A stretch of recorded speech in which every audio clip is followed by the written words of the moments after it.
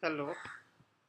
Uh, this is in continuing my study of Judith Butler's text, The Psychic Life of Power. You will find a video to the introduction and the first chapter on my channel. And I'd like to proceed without any further introductions to presenting my notes on the second chapter.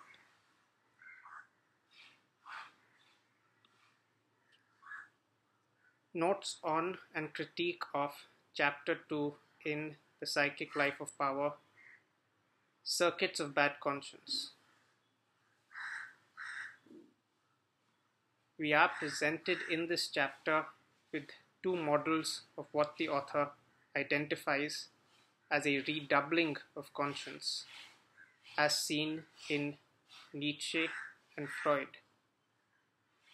This redoubling appears to be characterized as a withdrawal of some kind, perhaps not unlike the invocation of reflexivity in the prior section, leading us to the question, what causes this withdrawal, so to speak?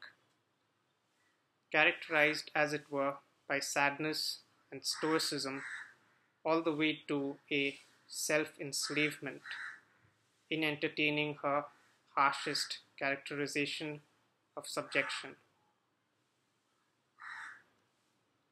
We do find thoughtful sentences such as, quote, "If this turning on oneself can be called a kind of violence, it cannot simply be opposed in the name of non-violence, for when and where it is opposed from a position that presupposes this very violence." End of quote. A cleverly reflexive sentence, if there ever was one. And one may read in lines such as these the impulse to efface the position one speaks from while implicating the subject of consideration with an uncertain attribution, violence, in this case being constitutive of its founding myth.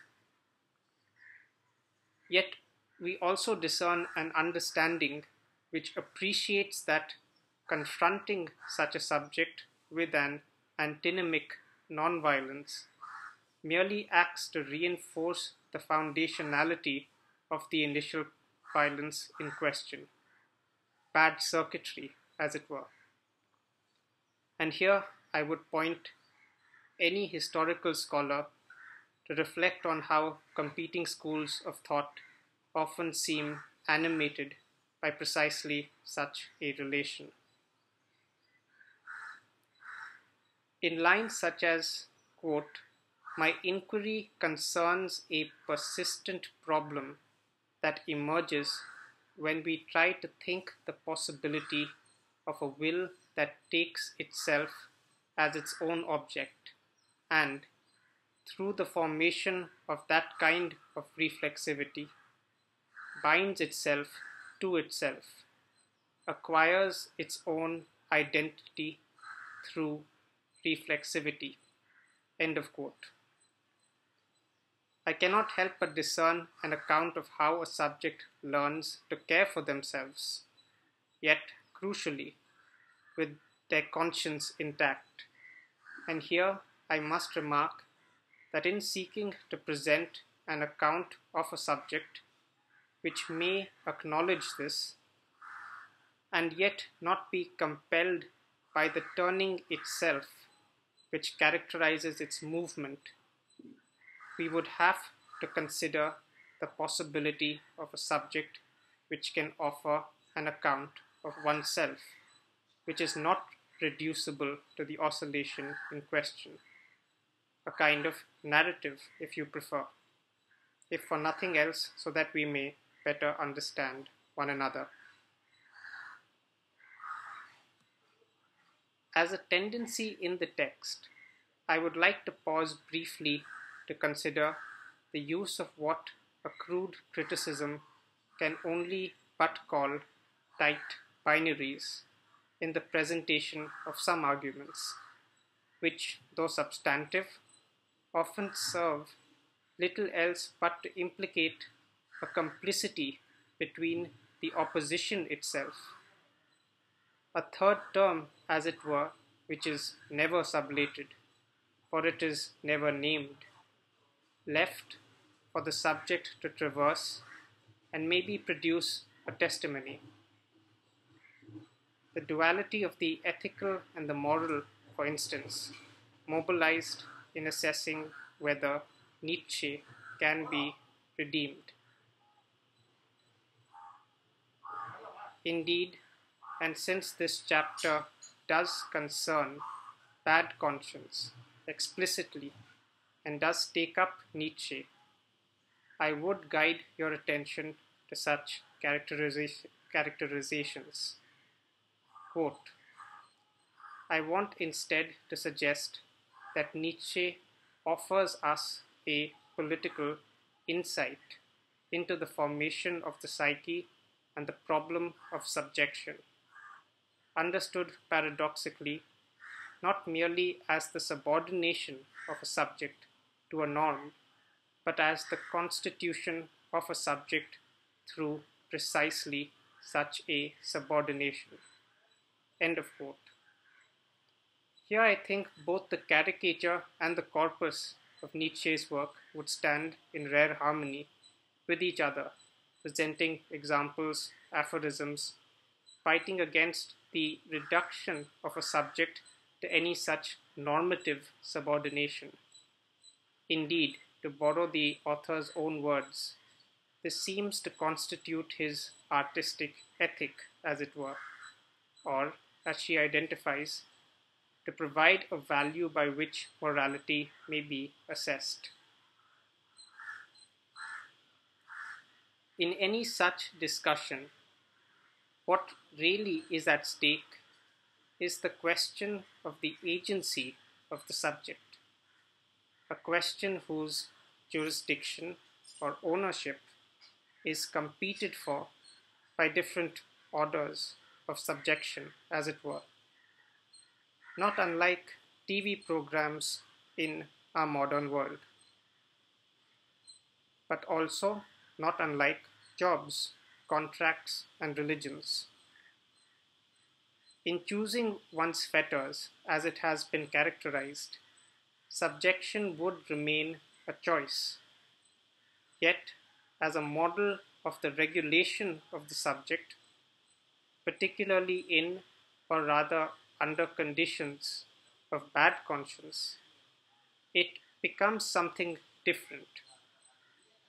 Quote, the recasting of the will is not, properly speaking, the will of a subject, nor is it an effect fully cultivated by and through social norms.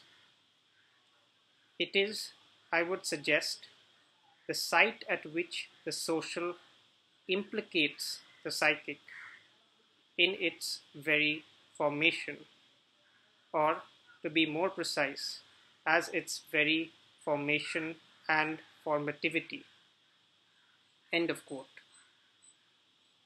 I think we may discern the leaning on a sense of sociality whose constitutive link appears to be precisely such a complicity, implicating the subject, as it were, in his or her precariousness. And here I find it productive to invoke perhaps the subject of Nietzsche's first book-length study on ancient Greek tragedy, which recounts precisely the structure of the relationship between the protagonist and the chorus in Greek tragedy, the latter offering premonitions of doom and commenting on the former's actions in a dialectic of trial and triumph, to use not too caricaturized an example such as the labors of Hercules. Indeed, the very border which divides the subject proper from the sociality which they may find themselves within, a feature in any narrative of the modern kind, seems to be precisely what is at stake here. And one of the functions of the regulation of the subject is to install these coordinates, or should I say, rather, construct them. This situation, though vulgar, may often be an easily transitive logic, which helps us frame various scenarios. Films from India, both Bollywood and Tollywood, for instance, often display such a relation between a hero and their family, friends, or neighbors, for instance. And here, amid such a sociality, we are pressed to return to the question of morality, which, even in the production of resentment, forms the resistance and perhaps transfers to some supposed artistic, political, amorous, or scientific drive in the subject to invoke Badiou's four conditions of philosophy. And here I think we should consider carefully the author's claim that the subject is a product of morality, whether artistic or otherwise. A more serious theoretical question for us today, approaching such a text after the reactivation of Hegelian philosophy via the Lubana school, is whether we may discern a relation differential, homologous, or functionally similar to the Lacanian notion of the split subject and the notion of reflexivity, which the author emphasizes as a capacity in subject formation. And what do they mean or implicate for our understanding of subjection, in keeping with the focus of the study? Key for the author's own view on his or her argument, which emerges that the conscience which she refers to, whether good or bad, is constructed upon the turning of the subject back upon itself. Reflexivity as characterized, as it were. There seems to be a way in which the very term split subject speaks of an aspect which is not self-transparent to itself, at least not as a whole.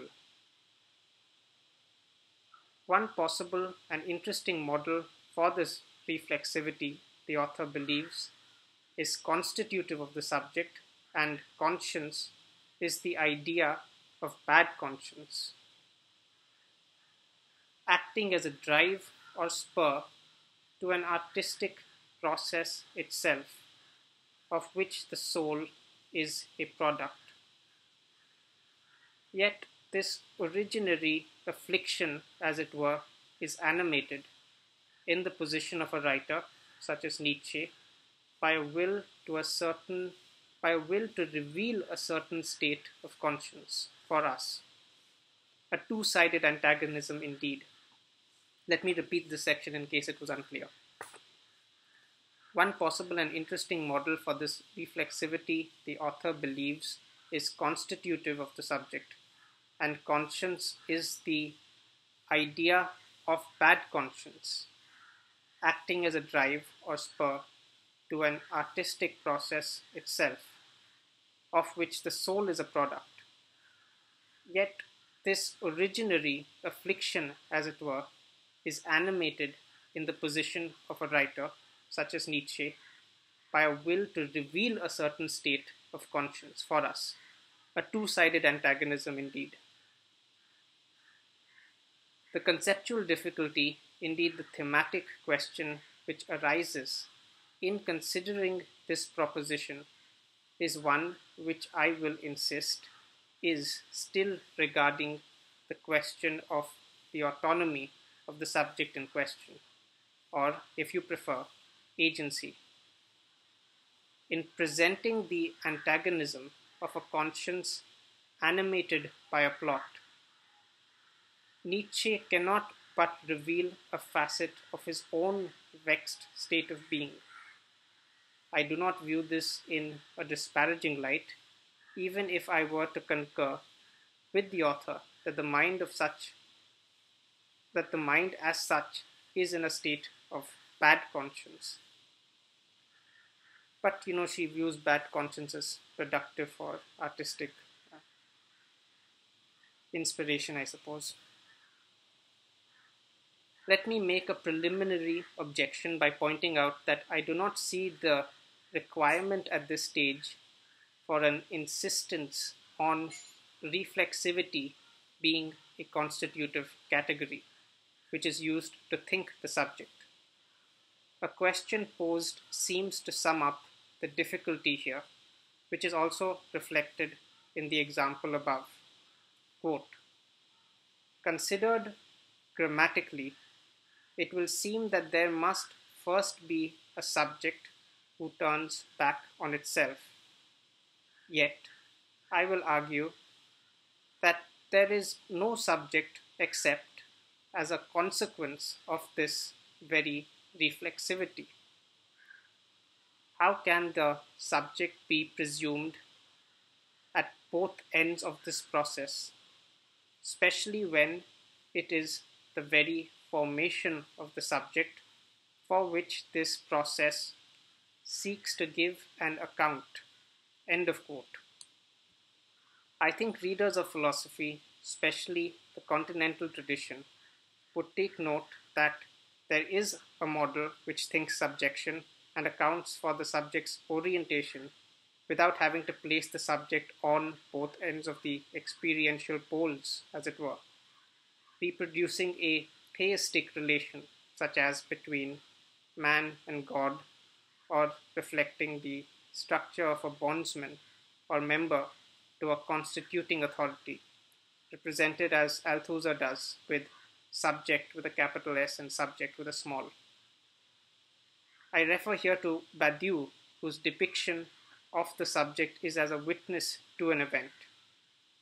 Indeed, the reflexivity which the author insists on, perhaps in an event to express the capacity of self-consciousness, may be simplified to a question of a certain point of view or perspective, to begin with, regarding the event in question.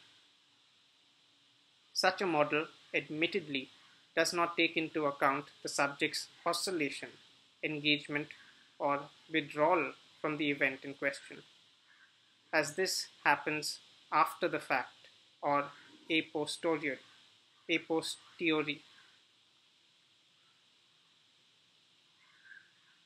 The reason this is offered as an alternative model, however, and one which may even be more epistemically sound, is because it avoids the absurd paradox of having to account for a duality of the subject as that which experiences and that which reflects on one's experience.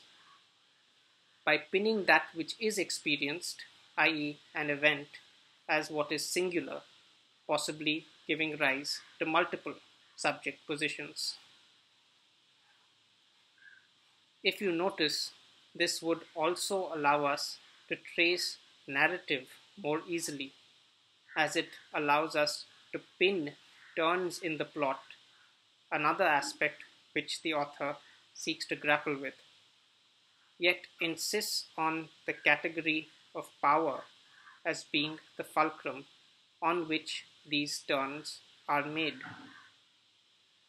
Here, as elsewhere, I do seek to point out the limitations of power as a descriptive or even explanatory concept, yet do concede that it is a useful algebraic term to fill in for whatever force or apprehension the subject may be confronted by that may be acting on him or her.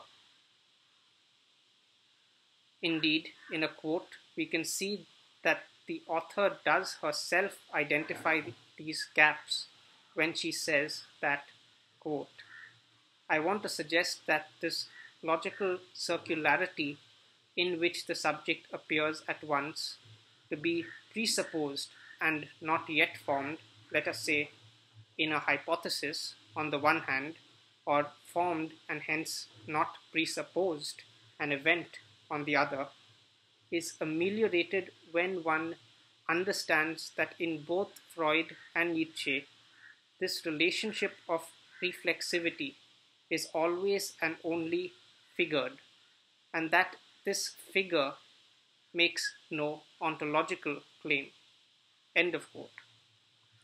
It is to be admitted that Badiou does make an ontological claim, yet let us persist with the notion of a figural presentation of reflexivity.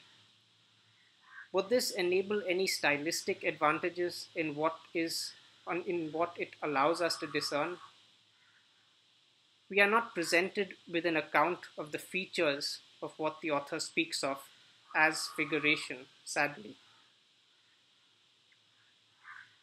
There is, of course, a way in which self-reflexivity, or the turning of a will upon itself, is directly influenced by power. And this is in the event of punishment, intimately associated with the law. Bad conscience, as identified in Nietzsche, seems to be presented, or figures if you prefer, as a product of punishment.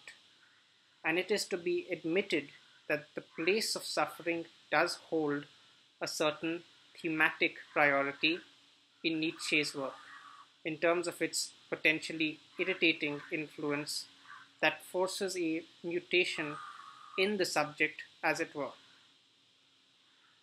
The question of the subject and their orientation, which is how I, perhaps simplistically, characterize subjection, remains the focus. When, for instance, we witness the Nietzschean consideration of the precedence of punishment before conscience, or of conscience before punishment. A fork, as it were, neither of whose paths seem to exclude a conception of power. Turning back upon itself, however, appears to be a formative constraint in the will, inasmuch as, for example, in Freud, we are informed of the strength of a conscience being measured by the very aggression which it forbids. This, however, the development of the capacity of restraint, is clearer than the positing of the severity of conscience being a product of the strength of the will which composes it. Let me repeat this sentence. This, however, the development of the capacity of constraint is clearer than the positing of the severity of conscience being a product of the strength of the will which composes it, an attribution to Nietzsche which a reader would benefit from an example to. And, though his work is not cited directly, we are presented with perhaps a version of how the author believes this could be working out. Quote, "Is it possible to understand the force of punishment outside of the ways in which it exploits a narcissistic demand? Or, to put it in a Nietzschean vein, is it possible to understand the force of punishment outside of the ways in which it exploits the will's attachment to itself?" End of quote. This does appear to be a question where the subject seems to be bending upon itself, as it were. For what it fails to account for is the punishment being issued not as a product of one's own psyche, but as arising from the other, which ultimately is an other symbolic order to which I address my own desire, perhaps the rudiments of the model of a split subject, which, as I understand it, for there to be a subject beyond the statement, a subject of enunciation, in speech, for example, there must be some other to which I address myself. In her account of Nietzsche's description of bad conscience, we are reminded of his conception of conscience as arising in a man who is bred to keep promises. Perhaps also the origin of our sense of debt and obligation. This is also a struggle, as it were, against forgetfulness, a struggle which is waged by man in memory. This constructs the self in a certain way and is really not a protraction of past memory, for the idea of debt is intimately related to that of a promise, a deed to be met, a commitment set aside, etc., and is hence a dimension in the future. Such a terrain, or the interim, however, is tenuous, and I think Judith Butler does try to convey this succinctly. Quote, "The promising being establishes a continuity between a statement and an act. Although the temporal disjunction between the two is acknowledged as an opportunity for the intervention of various competing circumstances and accidents." End of quote. The understanding of debt, as it were, and the creditor-debtor relation is, of course, tied to the custom of trials, convictions, and punishments. Yet, the author identifies in the creditor who has not had a debt repaid an excess, as it were, of pleasure in enforcing a punishment, which cannot be accounted for in the debt itself. Echoes of sadism.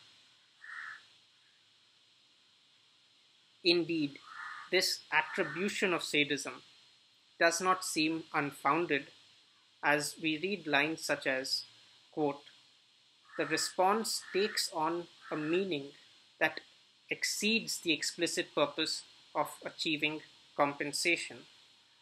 For the punishment is pleasurable, and the infliction of injury is construed as a seduction to life." End of quote.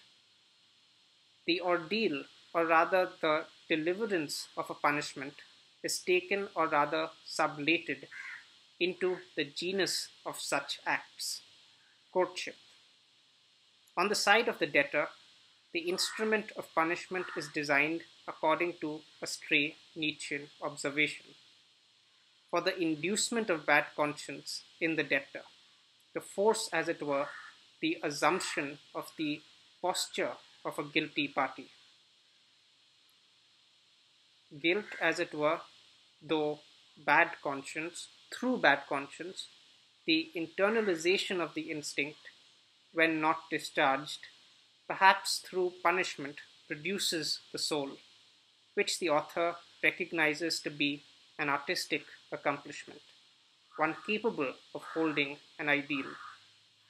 And while I may find this agreeable, we do see such a position being used to mount a rather convoluted metaphysic in, quote, "Bad conscience would be the fabrication of inferiority that attends the breaking of a promise, the discontinuity of the will. But the I who would keep the promise is precisely the cultivated effect of this continuous fabrication of inferiority." End of quote. I think this does require some untangling. To begin with, the fabrication of inferiority may possibly be perhaps an overstatement of the recognition of an ideal, a faculty the author recognizes a soul to be capable of. And while the discontinuity of the will may be a way to read the breaking of a promise, its redemption, as it were, would require a certain degree of perversion to be construed as the continuous fabrication of inferiority. It would, of course, help us here to have examples of what kind of promises or bonds are being dealt with. Indeed, the author does seem to be making a vague play at drawing a response from a reader in sentences such as, quote, "Nietzsche describes bad conscience in its beginnings as the instinct for freedom forcibly made latent." End of quote. But where is the trace of this freedom in the self-shackling that Nietzsche describes. Is it to be found in the pleasure taken in afflicting pain, a pleasure taken in afflicting pain on oneself in the service of, in the name of morality? End of quote. One does not require to be a great philosopher here to see that the instinct of freedom could very easily be sublimated into a discipline of ascesis rather than one of punishment to enact one's submission to a morality. Indeed, I would be inclined to name the former an ethic, and I think this is where the debate between morality and ethics does originate. The question a reader must ask is why bad conscience seems to animate the object of the author's interest in her engagement with Nietzsche. Indeed, the author does seem to share some of my inclinations when she states that, quote, punishment is not merely productive of the self, but this very productivity of punishment is the site for the freedom and pleasure of the will, its fabricating activity. End of quote. Indeed, at this point I cannot but be pressed to level a charge which takes the author to harbour a certain bad conscience in her effort at isolating this factor of guilt formation, as it were, in Nietzsche, a philosopher who probably is most known for attacking such positions in his critique of Christianity. In the representation of Nietzsche, I think it is clear that on my part I see an overstatement of his dependence, as it were, on bad conscience, which I think is a rather crude way of blanketing the kind of conceptual antagonisms he presents. Indeed, I think a careful reader would find in Nietzsche meditations on silence, observations which take up a poetic imagery that play with the lightness of a small bird, upon fleeting moments in consideration which an entrenched animosity would miss. And here I must admit my failure in providing an adequate quote, which I am sure a reading of his work would readily supply. In the final section, the question of narcissism as a form of subjection, which uses the censure of social regulation to create a libidinally charged abnegation as a disciplinary apparatus, is taken up. Again, you would find my earlier examples and reading operative, yet we are made to consider the Nietzschean resonances of this in his depiction of the conscience. There appears to be a sophisticated model of subjection provided, which seeks to posit something akin to a self-subjection which precedes any internalization. The self-subjection, whose construction seems to posit a kind of primacy, if not dominance to it, is, however, said to be joined to the problem of social regulation. There does seem to be a repetitive trope here regarding the issue of libidinal investment and regulation, which seem instrumental to the author's understanding of the oscillation of the subject amidst the normative behavior it may seek an association to. Quote, the desire to desire is a willingness to desire precisely what would foreclose desire, if only for the possibility of continuing to desire. End of quote. More constructive, I find, is the binding inscription identified in the ego ideal, in whose dissatisfaction the author identifies the liberation of a certain homosexual libido.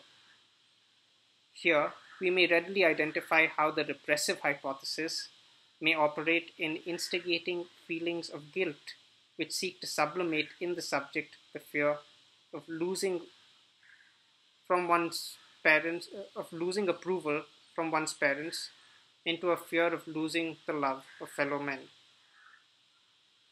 We also see observations that may readily identify in how prohibition works to sustain the desire by intensifying its effects through renunciation. Here, the idea of the illicit, the exotic, and taboo have been used to describe various object relations, often under the rubric of a fetishism of one kind or the other. Now, these are my notes on the chapter in question. They do tie in many significant ways to the earlier chapter, and in recapping some of the important ones briefly, if the earlier chapter was in some ways Judith Butler's critique of Hegel's section on self-consciousness and its development to reason, from stoicism, bad conscience, and through the process of self-reflection, this chapter tries to try and, in some ways, in my mind at least, not very constructively, use Nietzsche and Freud as examples of figures who present conceptual models where the restrictions and the regulations placed on conscience, or rather the very construction of conscience itself, involves the act of abnegation or renunciation, which seems to create the impetus for the drive or desire and things of that nature. But there is something else that I wanted to highlight, which I'm perhaps forgetting here. Just a moment, if I could just glance through these lines.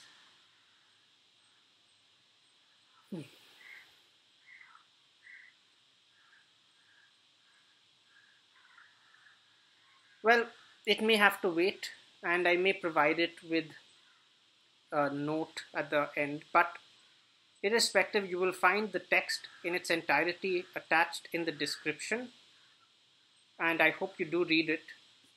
Also, if you have any comments, any criticisms on my own form of presentation or on the contents of the work in question, I would welcome them. And again, I do repeat, you will see me again taking up the third chapter in the Psychic Life of Power. And if you believe that this study is getting us somewhere, particularly in terms of our understanding of subjection, which is why I took up this text, please do let me know. It would really help me clarify for myself as to who may be viewing this channel or perhaps reading the blog. Thank you for your time. Good afternoon. Bye-bye.